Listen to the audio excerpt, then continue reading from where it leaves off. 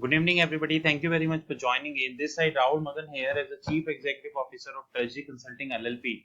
And today, this time, we are covering a very dedicated video on the latest report which put up by International Monetary Fund about the amount of the debt across the globe we have having. Whatever the picture which you see right now on your screen is one of the part of the reports which International Monetary Fund has been shared. And in the next 10-12 minutes, we are going to update you about 2-3 pages, and we would let you know that how difficult the situation is when it comes to the debt of the globe.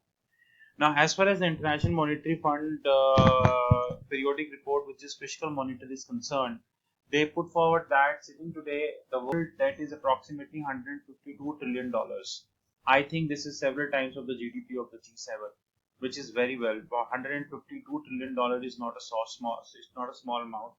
And we also appreciate the fact that post quantitative easing, central bank just pumped a huge amount of money across the globe, and a lot of lending is happening. In fact, you very well understand that United States Federal Reserve is keeping low interest rate from quite some time, and because of that,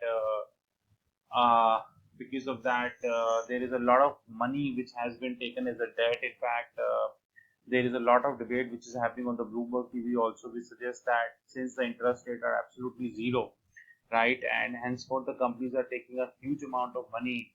And what these companies are doing now, these companies are doing the M&A because they very well understand that nothing wrong would happen. Why nothing not why nothing wrong would happen? Because the money is absolutely cheap. Similarly, in that regards, the total amount of debt has grown to $152 trillion, and the corporate position is not good in the developing as well as the developed nation. Few weeks ago, we published a video specifically about China, and in China, the corporate debt to GDP ratio is approximately 154%, which is exorbitantly high. Now, if you look at the chart which is right after you, and this is one of the pages of the report which International Monetary Fund has prepared, so it is a public document. This clearly suggests that post 2008, which is here when the world financial crisis happened, we are putting this which is here when the world financial crisis happened, the debt has gone like anything. Now, sitting today at that moment of the time, the percentage of debt, so the debt to GDP ratio was approximately 222%, and now it is approximately 225%, which is exorbitantly very high. And this is the complete nation, and this excludes US and China. We very well understand that US is a huge indebted country. We cannot deny that. According to the Federal Reserve and the few forums or the regulators, US himself is having more than $29 trillion of the sovereign debt, which exclude the amount of the guarantees which US has given. So US is having a huge amount of debt. So this debt problem is rising, and if we recall correctly, that US in the last few years faced the crisis like technical default several times. So the problem of the debt is not very much limited. I think the problem is going very fast, and I think there is a limitation to a debt in the sense like you cannot run the quantitative easing program, or in Japanese term qualitative quantitative easing just like anything. So you need to understand that there is a limit to debt. When it comes to Tokyo alone is having approximately 370% of debt to GDP ratio, and G7, which is G7, is approximately, if I'm not wrong, 275 something percent of the debt to GDP ratio, which is very, very, very, very high, exorbitantly high. Now, if we go down, which have if we go down the which is provided by the International Monetary Fund, you will get to know something very contrast. Now, here you will get to know that the gross debt of the country groups. Now, advanced economies. Now, this is very clearly visible right in front of you. There is nothing which we need to, which we need to understand. One thing which we need to explain before moving higher. This this blue line indicates that the total debt. This yellow line indicates the non-financial private debt, and this explains the private debt. Now, if we go up, then you would get to know that the that the total debt of advanced economies, which is G7, then this is approximately 274%, which I said to you that the debt of the G7 is approximately 274%, out of which the non-financial debt is approximately 180 something percent. And if you look at the public debt, then the public debt is what? Roughly 65 to 70%. These are the few concerns which we take into consideration. And if this debt would continue to rise, the things would be very difficult, very, very difficult. And we are coming to a very another interesting chart. Now, this is advanced economies. Let's come to the emerging economies, shortly known as EM, advanced economy, shortly known as DM. Which is your developed markets. Now, in this developed markets, now in this emerging markets, this blue line, which is right in front of you, which is approximately 100%, it means the debt to GDP ratio is 100%. Now, if we go down, now this is the low income economies. There are a lot of low income economies, so debt would of course be very low, and not to mention again. Basically, if these G7 economies, who are also known as developed economies, if they would continue to take a huge amount of money in the books, then it is going to be an issue, and it would surely be an issue over the period of the time. Believe me, if United States will keep taking the money, then very soon United States may not be able to fund, may not then people may not fund it. It might possible that because of the competition, because GBP is not in a good position, your euro is not in a good position, things might turn up for United States, but in the longer tenor, it might not. Now, if you look at one chart, which is very interesting, because this chart, now this is a developed economy chart which we are showing, advanced economies, which is first we are showing for developing economies.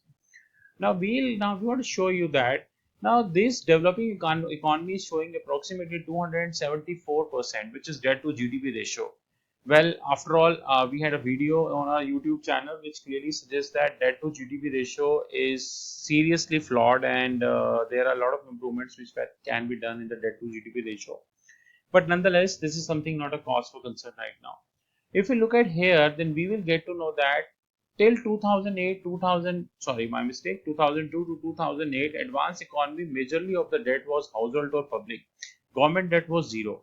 But like I mentioned you that post 2008, when the central banks on the instruction of the government just did quantitative easing and nothing else. And I hope you would appreciate the fact that the quantitative easing by the central bank claimed nothing.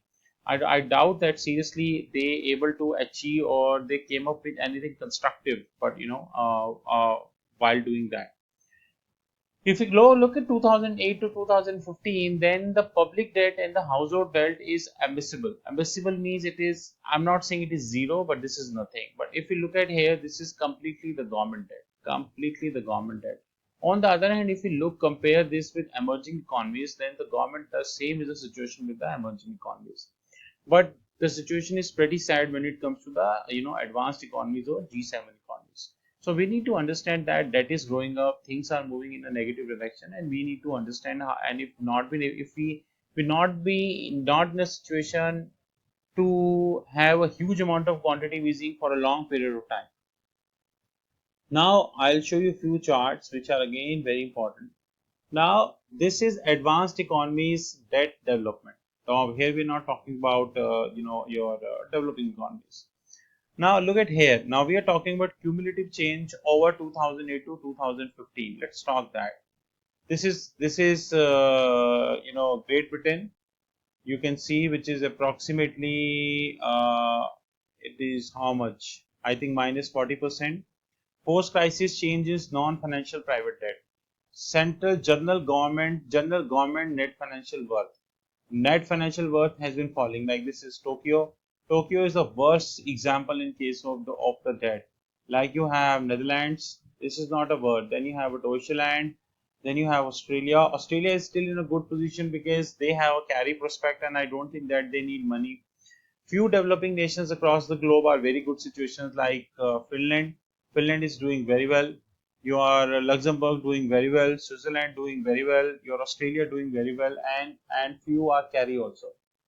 Now, another thing which you want to highlight you here is that, let us move forward and we would like to make you highlight about few things that if you look at here, then you would get to know that, selected countries change in the net worth 2007 to 2015, which is approximately 8 years.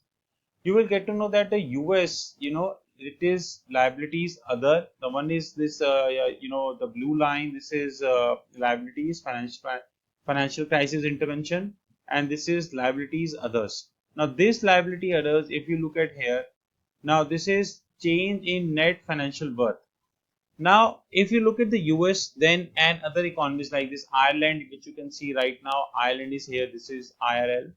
It is clearly cut indication of the fact that that quantitative easing did happen and happened with a huge amount, and at the same time, because of this quantitative easing, the implicit financial guarantees were grown like anything, and because of the growth of the implicit financial guarantees, the scene turned negative for the central bank.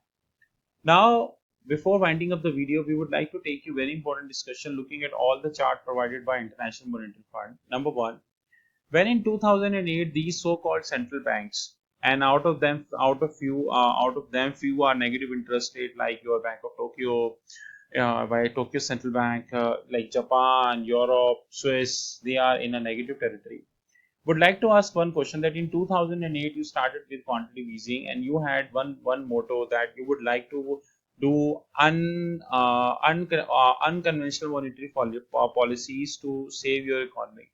Now, if I ask you that after approximately 9 years, approximately, because I'm assuming it to be 2017, it's already here. Now, after 9 years, can you differentiate me the exact difference between the unconventional monetary policy and the conventional monetary policy? This is something we would like to ask from the central banks, and I doubt that they would have an answer for that. You are always welcome to contact us in case you have any doubt. You are welcome to visit our our website www.treasuryconsulting.in. Our contact details and everything has been mentioned there. We wish you all the best, and just with this video, the purpose was to let you know that things are not as easy as we are thinking. The debt is growing. The total debt sitting today is $152 trillion, which is not a small amount. But if we continue to keep our eyes shut and believe that the world is going in the right direction, and whatever report and statistics which we are getting from the central banks, these reports and statistics, will make things better or giving correct picture, then I think we are certainly wrong. Now, this side Rahul here. You have our contact details on our website www.treasuryconsulting.in. See you soon and have a great luck ahead. Thank you very much.